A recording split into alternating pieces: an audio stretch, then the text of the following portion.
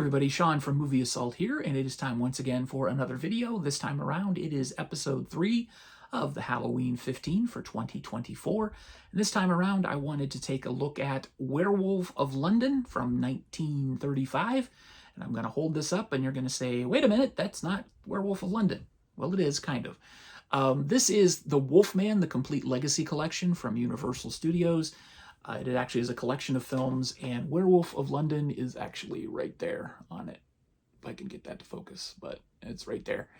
So I won't be holding this up throughout the review. Werewolf of London is a film that focuses on a botanist from London named Dr. Wilfrid Glendon, played by Henry Hull, and he travels to Tibet to get this flower called the Mariphasia lupina lumina. And it's a plant that only blooms in the moonlight. And he travels there.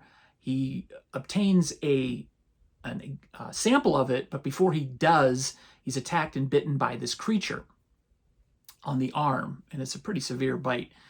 But he survives. He comes back to London. He brings the plant with him. And as soon as he brings it back to London with him, he's visited by a man named Dr. Yogami. Dr. Yogami, played by Warner Oland. Who you may be familiar with, who played Charlie Chan in quite a number of features in the 30s and 40s, I believe.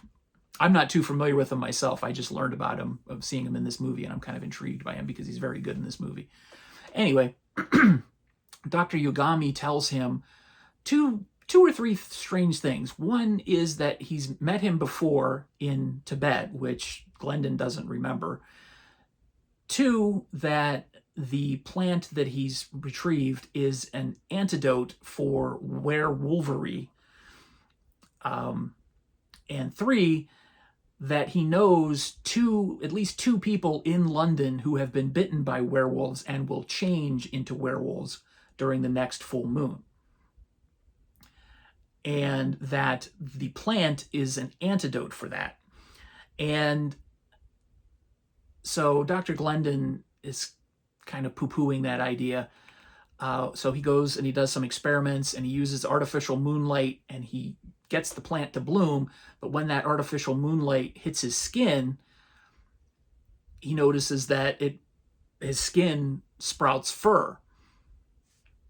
Well, he's able to take a drop of the sap from the plant, he puts it on his skin, and the fur disappears. It's an antidote. It takes it away.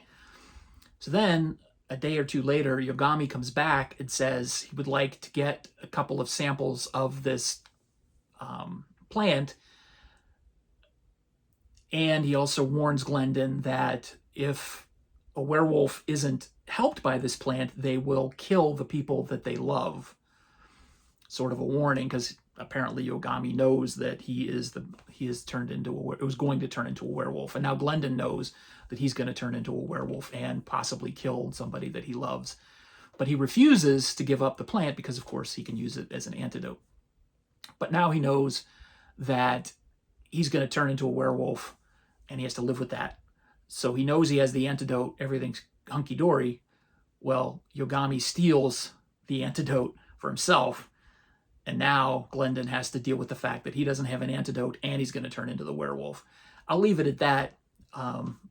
It's kind of a suspense, thriller, horror. It's a precursor to The Wolfman. The stories are very similar. He turns into a werewolf with the full moon. The main problem with this film is the fact, if you compare it to The Wolfman, which I'm going to do, which is unfortunate because this was made before The Wolfman, but I've seen The Wolfman many times. I'm a big fan of The Wolfman. But you don't hear about this film nearly as much, and I think what I'm going to say is why. It's a precursor. That's not why. It's a precursor, and it does a lot of the same things as The Wolfman. It just doesn't do them as well, which is fine because it was the first to do them. It's got the transformation sequences, which don't hold up today, but for their time, they were still pretty good. They were improved upon in The Wolfman. That's not the problem. The problem is the Wilfrid Glendon, God, I hate that name, character. He's not very likable at all. Henry Hull does what he can with the script, but the character is written as a complete bore. He's kind of a jerk to his wife. he's not there. There's a lot of humor in this film, but this guy's not funny at all. He's like humorless. It's just, he's not a likable protagonist, and so you really don't care what happens to him. You care more about other people. Like I said, Dr. Yogami is a better character, I thought, much more interesting. There's a guy who is trying to rekindle a love interest with Glendon's wife. I found him more charming than Glendon. It's just, when the main character of a film isn't likable, you find yourself not liking the film very much, or liking it a lot less than you probably would. The concept is cool, and that concept was rekindled with slight differences, you know, the whole gypsy thing and whatnot, in The Wolfman in 1941, and improved upon. And that's probably why we remember Lon Chaney Jr. as the Wolfman, and we don't remember so much Henry Hull as the Werewolf of London. But I'm glad I watched it, because it's very interesting to make the comparisons between the two films.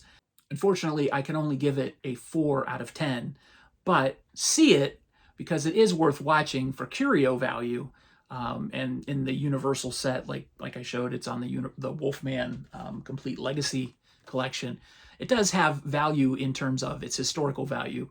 So if you're a horror completist, you definitely want to see it. For the first version of the Jack Pierce werewolf makeup and the transformation and the way they did it, there's one scene where he's walking and he kind of passes behind some pillars and he's changing. For its time, that's pretty impressive and pretty ambitious, and they pulled it off rather well. But I just did not like the overall film, mainly because of the character of Wilfred Glendon. But yeah, I really can't recommend The Werewolf of London as a run out and see it right away type film. So yeah, 4 out of 10. Sorely disappointed. But again, if you're a horror historian or a horror completist, definitely see it for the Jack Pierce makeup and the precursor to his work on The Wolfman and all the other Wolfman films that came after, including Abbott and Costello Meet Frankenstein, which also featured Lon Chaney as the Wolfman, which I reviewed 2 years ago, I believe. So anyway, that's my review. Stay tuned. Episode 4 is coming in 2 days. So thanks for watching, everybody. Take it easy.